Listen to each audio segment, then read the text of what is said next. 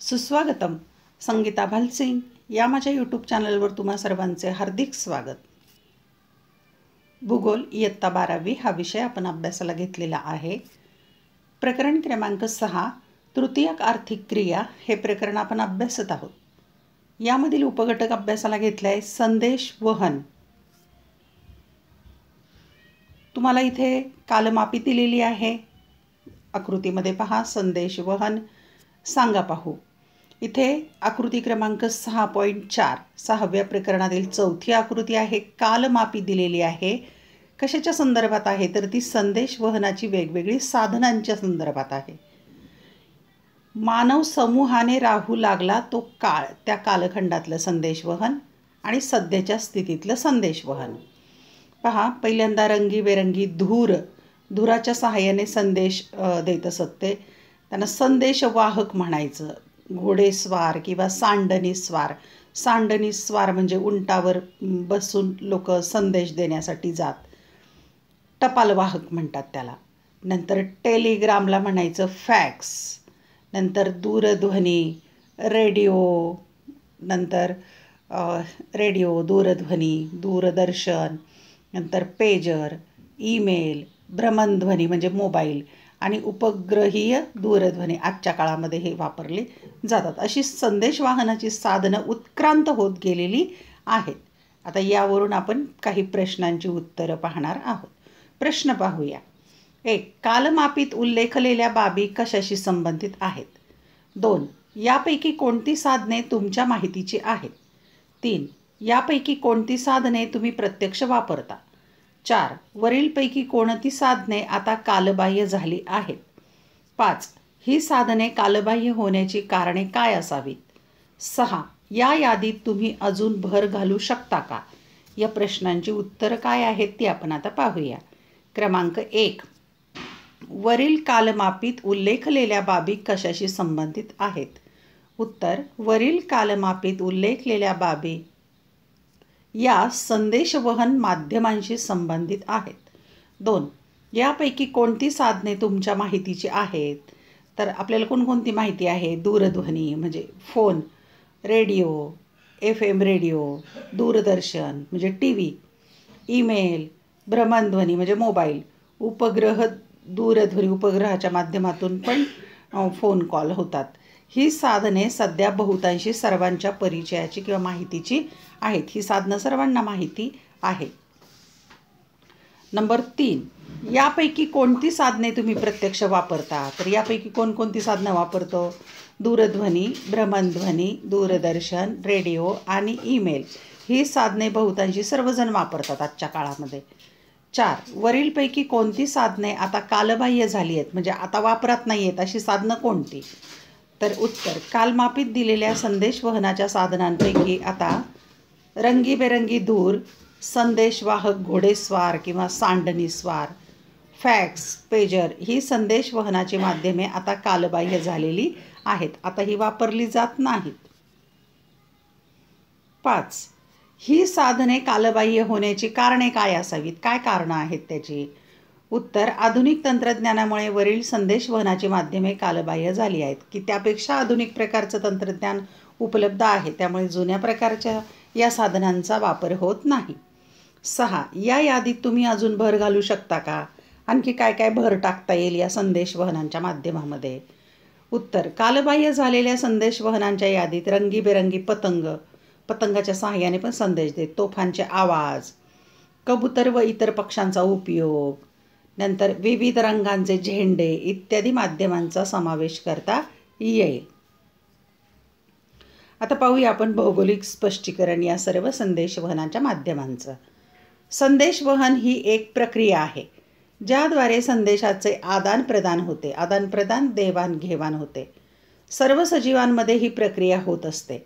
मानव संदेशाचे वहन वेगवेगळ्या प्रकारे करत असतो. जसे चित्रांची भाषा, चिन्हांची भाषा, बोलणे, सांकेतिक भाषेत लिहिणे, अंगविक्षेप म्हणजे हाताने खानाखुणा करणं, मुद्रा इत्यादी. मुद्रा म्हणजे चेहऱ्याचे हावभाव, हाताचे हावभाव अशा अर्थाने. यातील काही संदेशवहन समक्ष घडते म्हणजे काही संदेशवहन समोरासमोर होतं, तर काही संदेश दूरवर पाठवून घडवले जातात, म्हणजे दूरवर पाठवले जातात. जसे आदिम काळात रंगीत दुराचा वापर करून आदिवासी जमाती एकमेकांना विविध संदेश पाठवत असत. दुराच्या सहाय्याने दूरवर संदेश जात असे. वर्तमान काळात आपण आपले संदेश लिखित अथवा तोंडी स्वरूपात दूरध्वनी, मोबाईल, इंटरनेट इत्यादीद्वारे पाठवत असतो. आणि सध्याच्या काळाचा विचार केला तर आपल्याला जो काही निरोप द्यायचा आहे, संदेश द्यायचा आहे, पत्र द्यायचं आहे किंवा जी माहिती सांगायची आहे ती तोंडी स्वरूपात किंवा दूरध्वनी किंवा मोबाईल, इंटरनेट याच्या माध्यमातून आपण एकमेकांना पाठवत असतो. सध्याच्या युगात संदेशवहन, माहिती संप्रेषण हे परवलीचे शब्द झालेले आहे. संदेशवहन, माहिती संप्रेषण विशिष्ट शब्द झाले, लोकांच्या परिचयातले, वापरातले. हे युगच माहितीचे युग म्हणून नावारूपास आलेले आहे. माहितीचा स्फोट झालेलं हे युग आहे. ज्याच्याकडे माहिती तो आघाडी घेणार, ज्याच्याकडे माहिती आहे तो पुढे असणार आहे. याचाच अर्थ माहिती मिळवण्यासाठी प्रत्येकजण, प्रत्येक देश सतत प्रयत्नशील असतो आणि प्रत्येक जणांचा प्रयत्न आहे माहिती मिळवणं. उदाहरणार्थ कृत्रिम उपग्रहांचा वापर करून माहिती मिळवणं. पृथ्वीच्या भूतलावरची वेगवेगळ्या प्रकारची माहिती या उपग्रहांच्या सहाय्याने मिळवली जाते. उदाहरण पाहिलं आपण. अवकाशात सोडलेले अगणित कृत्रिम उपग्रह अहोरात्र संदेशवहनाचे काम करतात. यातून पृथ्वीच्या विविध नैसर्गिक व मानवी घटकांबद्दल माहिती मिळवली जाते. उदाहरणार्थ आता काय काय माहिती मिळवली जाते कृत्रिम उपग्रहांच्या माध्यमातून, म्हणजे सॅटेलाईटच्या माध्यमातून. रोजच्या हवेची स्थिती म्हणजे हवामानाची स्थिती, आवर्तक, त्यात होणारे बदल, पर्जन्य वगैरे, पृथ्वीच्या गर्भातील हालचाली, भूगर्भातील हालचाली, खनिजांचे साठे शोधणे, एखाद्या ठिकाणाचे अक्षांश रेखांश मिळवणे, कोणतं ठिकाण किती अक्षांशावर आहे, रेखांशावर आहे, ही माहिती मिळवणं उपग्रहाच्या सहाय्याने आजच्या काळात केलं जातं काम. या सर्व संदेशवहनाचा उपयोग प्रादेशिक विकासासाठी आता मोठ्या प्रमाणावर होऊ लागला आहे. विकासासाठी, प्रादेशिक विकासासाठी त्याचा उपयोग होतो. या तृतीयक व्यवसायाचा विस्तार आणि आवाका दिवसेंदिवस वाढत आहे. आणि संदेशवहन हे तृतीयक व्यवसाय आहे आणि त्याचा विस्तार आणि व्याप्ती खूप आता आजच्या काळामध्ये वाढत आहे. आता तुम्हाला कृती दिली आहे, जरा डोके चालवा. नकाशा हे संदेशवहनाचे साधन आहे का? आपण जे नकाशे अभ्यासतो, मग जगाचा असेल, राज्याचा असेल, काय काय नकाशे वेगवेगळे आहेत, त्याचा उपयोग होतो का? आणखी पण प्रश्न आहे, सांगा पाहू. भूगोल विषयाच्या इयत्ता 11वी व इयत्ता 12वीच्या प्रात्यक्षिकांपैकी कोणती प्रात्यक्षिके तुम्ही कृत्रिम उपग्रहाच्या मदतीने संदेशवहनाद्वारे केली आहेत? मग 11वी 12वीमध्ये अशी कोणती प्रात्यक्षिक किंवा प्रॅक्टिकल आहेत की जी तुम्ही कृत्रिम उपग्रहाच्या मदतीने केलेली आहेत? पाहूया आपण त्याचं सविस्तर उत्तर. नकाशा हे संदेशवहनाचे साधन आहे का? उत्तर: नकाशा हे संदेशवहनाचे साधन आहे. नकाशामुळेच प्राकृतिक आणि मानवनिर्मित घटकांचे वितरण, त्यामागील कारणांसहित अभ्यासता येते. सुरुवातीला नकाशाचे स्वरूप अत्यंत प्राथमिक स्वरूपात होते. म्हणजे जेव्हा सुरुवातीचा काळ की प्राकृतिक आणि मानवनिर्मित घटकांचं वितरण माहिती मिळवताना अतिशय प्राथमिक स्वरूपाची माहिती होती. मात्र काळाच्या ओघात आधुनिक तंत्रज्ञानाचा प्रभाव आता नकाशांमध्ये दिसून येतो. नवनवीन तंत्रज्ञानाचा वापर आता इथेही केला जातो आहे. माहिती तंत्रज्ञानाचा उपयोग नकाशाशास्त्रातही केला जात असून भौगोलिक माहिती, प्रणाली, स्थाननिश्चिती, वाहतूक इत्यादी विविध कारणांसाठी प्रत्यक्ष त्यावेळेचा नकाशाही तयार करता येतो आणि पाहता येतो. एका अर्थी नकाशा हे आता संदेशवहनाचे आधुनिक माध्यम झाले आहे. जसं आपल्या कारमध्ये सुद्धा गुगल मॅप असतो. भूगोल विषयाच्या इयत्ता 11वी व 12वीच्या प्रात्यक्षिकांपैकी कोणती प्रात्यक्षिके तुम्ही कृत्रिम उपग्रहांच्या मदतीने संदेशवहनाद्वारे केली आहेत? उत्तर: इयत्ता 11वीमधील GPS तंत्राद्वारे स्थान निश्चिती करणे. 11वीत आपण अभ्यासलेलं आहे की स्थान निश्चित करायचं GPS यंत्राद्वारे. जसं आपल्या वाहनामध्ये पण GPS आहे, मोबाईलमध्ये आहे. GPS तंत्रज्ञानाद्वारे भूगोलाचे क्षेत्रफळ मोजणे, GPS तंत्रज्ञानाच्या आधारे 2 स्थानकांमध्ये अंतर शोधणे, ही प्रात्यक्षिके कृत्रिम उपग्रहाच्या मदतीने केली होती. इयत्ता 12वीत ॲपच्या सहाय्याने सर्वेक्षण, गुगल अर्थचा वापर करून नकाशा बनवणे, ही प्रात्यक्षिके कृत्रिम उपग्रहांच्या मदतीने संदेशवहनाद्वारे केली आहेत. आणि 12वीची पण आहेत ही प्रात्यक्षिकं की कृत्रिम उपग्रहांच्या मदतीने केली आहेत. आणखी कृती दिलेली आहे, पहा बरे जमते का. खाली दिलेल्या माहितीसाठी योग्य आलेख काढा. आता पुढे माहिती दिली आहे त्याचा आलेख काढायचा आहे आणि त्या माहितीचा अर्थ सांगणारा परिच्छेद लिहा आणि त्याची माहिती पण द्यायची आहे. तक्ता क्रमांक 6.4 दिलेला आहे. त्यामध्ये काय दिलं आहे तर स्थूल राष्ट्रीय उत्पन्नात विविध क्षेत्रांचे योगदान टक्केवारीत दिले. म्हणजे राष्ट्रीय उत्पन्नामध्ये वेगवेगळ्या क्षेत्रांचं योगदान किती आहे त्याचं प्रमाण दिले आणि त्यावरून आपल्याला नकाशा काढायचा आहे, ग्राफ काढायचा आहे, आलेख काढायचा आहे. देश, नंतर प्राथमिक व्यवसायात, प्राथमिक क्षेत्रातून, द्वितीय क्षेत्रातून आणि तृतीय क्षेत्रातून राष्ट्रीय उत्पन्नात किती वाटा आहे स्थूल राष्ट्रीय उत्पन्नात. डेन्मार्कचं उदाहरण पाहू आणि हे सगळं प्रमाण 2018चं दिलेलं आहे. 2018चं प्रमाण आहे. डेन्मार्कचं आहे 2018चं प्राथमिक व्यवसायातलं प्रमाण 1%, द्वितीय क्षेत्रातलं 34%, तृतीय क्षेत्रात 65%. म्हणजे इथे तृतीय क्षेत्रात जास्त आहे, म्हणजे देशाचा विकास झालेला आहे. भारताच्या संदर्भात पाहू, प्राथमिक क्षेत्रात 14%, द्वितीयक 30%, तृतीय क्षेत्रात 56%. केनिया प्राथमिक 34, द्वितीयक 23.3, तृतीयक 42.7. न्यूझीलंड प्राथमिक 60%, द्वितीयक 27.4 आणि तृतीयक 65.6. रशिया फेडरेशन प्राथमिक 3%, द्वितीयक 43%, तृतीयक 54%. ताजिकिस्तान प्राथमिक 21, द्वितीयक 37.2, तृतीयक 41.8. टांझानिया प्राथमिक 29%, द्वितीयक 33.1 आणि तृतीयक 37.9. युगांडा 24% प्राथमिक, द्वितीयक 28.4 आणि तृतीयक 47.6. युनायटेड किंगडम प्राथमिक 1%, द्वितीयक 28.5, तृतीयक 70.5. अमेरिकेची संयुक्त संस्थाने प्राथमिक 1% आहे, द्वितीयक 21.6 आणि तृतीयक 77.4. या देशाचं सर्वात जास्त आहे तृतीय क्षेत्रामधलं विकसित देश. आता पहा, यावरून आपण ग्राफ काढलेला आहे, आलेख काढलेला आहे. स्थूल राष्ट्रीय उत्पन्नामध्ये विविध क्षेत्रांचे योगदान टक्केवारीमध्ये जे दिलं होतं ते स्थूल राष्ट्रीय उत्पन्नातील हिस्सा आहे तो टक्केवारीत दाखवला. इथे 20, 40, 60, 80, 100 आणि देश घेतलेले आहेत आडव्या अक्षावर. Denmark, Bharat, Kenya, New Zealand, Russia federation, Tajikistan, Tanzania, Uganda, United kingdom आणि अमेरिकेची संयुक्त संस्थाने. आता 2018चं प्रमाण घेतलेले हे प्राथमिक, हे द्वितीयक आणि हे तृतीयक. अशा प्रकारे आलेख तुम्ही काढायचा आहे. आता यावरून परिच्छेद लिहूया, माहिती लिहायची. त्यावर आधारित अनुमानाचा एक परिच्छेद पुढे दिला आहे. सर्व विकसित देशातील स्थूल राष्ट्रीय उत्पादनात तृतीयक व्यवसायाचा हिस्सा जास्त असून अविकसित किंवा कमी विकसित देशात तृतीयक व्यवसायांचा हिस्सा कमी आहे. याचा अर्थ तृतीयक व्यवसायांचा विकास, या व्यवसायात कार्यरत लोकसंख्येची टक्केवारी आणि या व्यवसायातून राष्ट्रीय उत्पन्नात पडणारी भर आणि देशाची आर्थिक विकासाची पातळी यांचा प्रत्यक्ष थेट सहसंबंध दिसून येतो.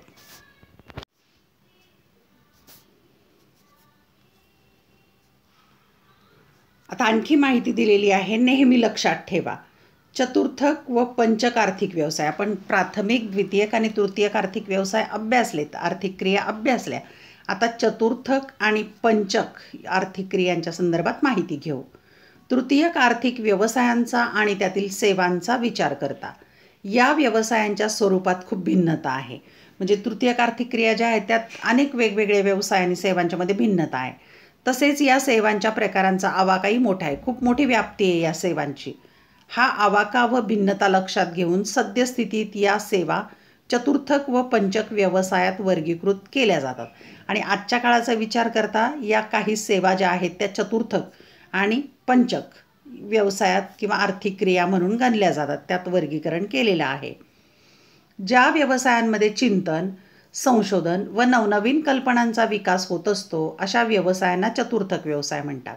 लक्षात ठेवा, हे चतुर्थक व्यवसाय म्हणजे ज्यामध्ये चिंतन, अभ्यास, शिक्षण, संशोधन होत आहे व नवनवीन कल्पनांचा विकास होतो ते चतुर्थक व्यवसाय. मग यामध्ये काय काय येत आहे? शिक्षण, माहिती, संशोधन आणि विकास यांचा समावेश होतो. आता त्याचं उदाहरण पाहू आपण. वित्त नियोजनकार म्हणजे जे आर्थिक नियोजन करतात ते. कर सल्लागार की टॅक्स भरण्याच्या संदर्भात सल्ला देतात. संगणकाची प्रणाली विकसक जे आहे संगणक तयार करणारे, संख्याशास्त्री अभ्यास करणारे किंवा संख्याशास्त्री, नंतर शाळा, महाविद्यालय, विद्यापीठातील शिक्षक, लेखापाल, कलाकार, वैद्यकीय अधिकारी इत्यादी पेशांमधील व्यक्ती या वर्गात येतात. म्हणजे चतुर्थक व्यवसायामध्ये या व्यक्ती येतात आणि हे व्यवसाय इथे येतात. व्यवस्थापन कौशल्य, वरिष्ठ कार्यकारी अधिकारी, नंतर सरकारी अधिकारी, संशोधन अधिकारी, न्यायाधीश इत्यादी व्यवसायांचा समावेश पंचक आर्थिक व्यवसायात होतो. हे आहेत 5व्या क्षेत्रातल्या आर्थिक क्रिया. चतुर्थक व्यवसाय व पंचक व्यवसाय यातील मुख्य फरक म्हणजे पंचक व्यवसायातील लोक उच्चस्तरीय निर्णय घेण्यात व नीती निर्धारण करण्यात गुंतलेले असतात. म्हणजे 4थ्या आणि 5व्या आर्थिक क्रियामधला फरक काय आहे तर पंचक व्यवसायातले जे लोक आहेत ते निर्णय घेतात आणि नीती म्हणजे धोरण ठरवतात, यामध्ये ते काम करतात. त्यांना पंचक व्यवसायातील लोक असं म्हणतात. पहा, या आकृतीवरून तुम्हाला स्पष्ट होईल. इथे पहिल्यांदा या रंगामध्ये दिले कच्च्या मालाचे उत्पादन, ते होतं प्राथमिक आर्थिक क्रिया. नंतर द्वितीयक आर्थिक क्रिया म्हणजे काय तर कच्च्या मालापासून पक्का माल बनवणे. तृतीयक आर्थिक क्रिया म्हणजे काय तर ग्राहक आणि व्यवसायांसाठी सेवा पुरवणं. चतुर्थक आर्थिक क्रिया कोणत्या आहेत तर संशोधन, प्रशिक्षण आणि शिकवणे इत्यादी. आणि पंचक आर्थिक क्रियामध्ये निर्णय घेणे व नीती निर्धारण करणे. अशा प्रकारे आपण या 5 आर्थिक क्रियांचा इथे या नकाशामध्ये विचार केलेला आहे. आता पुन्हा कृती दिलेली आहे, तुम्हाला करून पहा. आकृती 6.5 मधील नकाशात 5 काल्पनिक देशांची माहिती दिलेली आहे. आता 5 देशांची माहिती दिलेली आहे. नकाशा काळजीपूर्वक अभ्यासा व खालील प्रश्नांची उत्तर द्या. नकाशावरून उत्तर द्यायची. नकाशातील देशांमधील नैसर्गिक साधनसंपत्ती लक्षात घेता कोणते व्यवसाय भरभराटीस येतील ते सांगा. 2. या व्यवसायातून उत्पन्न होणाऱ्या मालाची आयात निर्यात कोणत्या देशांदरम्यान होईल ते शोधा. नंतर या व्यापारासाठी कोणकोणते तृतीयक व्यवसाय या देशांमध्ये निर्माण होते. देश ई येथे सागरी किनारा नसल्यामुळे व्यापारावर काय फरक पडेल. खालील देशांचा विचार करता भौगोलिक घटकांचा मानवाच्या आर्थिक क्रियांवरील परिणाम थोडक्यात मांडा. या प्रश्नांची उत्तरं लिहायची आहेत. पहा, प्रश्न क्रमांक 1. नकाशातील देशांमधील नैसर्गिक साधनसंपत्ती लक्षात घेता तेथे कोणते व्यवसाय भरभराटीस येतील ते सांगा. उत्तर 1. अ देशात सखोल उदरनिर्वाह शेती तसेच मळ्याची शेती हे व्यवसाय चालतील. देशात नैसर्गिक बंदर उपलब्ध आहे. किनारी प्रदेशात काही प्रमाणात तेथे मासेमारी व्यवसाय देखील चालेल. 2. ब देशात नैसर्गिक बंदर उपलब्ध आहे तसेच तेथे उद्यान, शेती, फळे, फुले, चहा, मासेमारी हे व्यवसाय चालतील.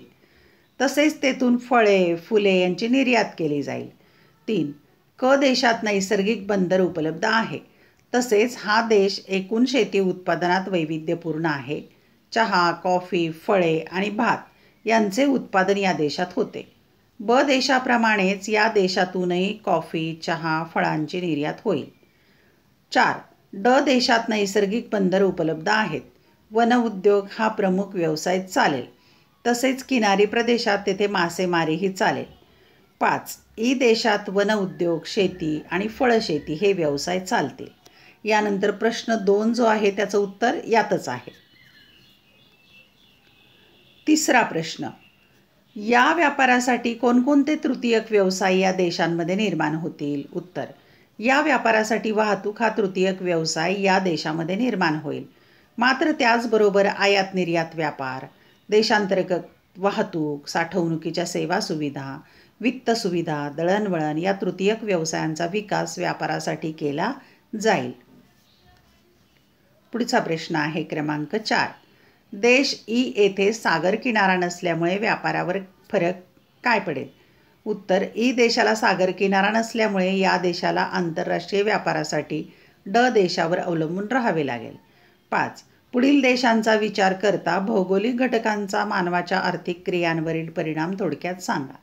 उत्तर. भौगोलिक परिस्थिती, देशाचे स्थान, सागर किनाऱ्यांची उपलब्धता, हवामान अशा विविध भौगोलिक घटकांचा मानवाच्या आर्थिक क्रियांवर परिणाम होतो.